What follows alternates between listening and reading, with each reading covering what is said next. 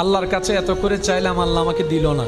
কিন্তু একবারও নিজেকে প্রশ্ন বলি নাই, করি নাই যে কতবার হাইয়া আলাস সালাহ বলে আল্লাহ তো আমাকে ডেকেছেন, আমি আল্লাহর ডাকে সাড়াও দিই নাই। জীবনের 1000 বার চলে গিয়েছে হাইয়া আলাস সালাহ শুনেছি, কিন্তু সাড়া দিতে পারি নাই।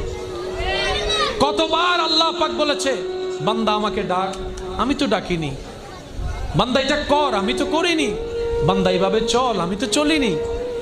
এইরকম 1000টা আদেশ অমান্য করার পরও যেই রব দয়া বন্ধ করে নেই, রিজিক বন্ধ করে নেই, রহমত বন্ধ করে নেই, তিনি আমাদের রহমানুর রহিম। সুবহানাল্লাহ।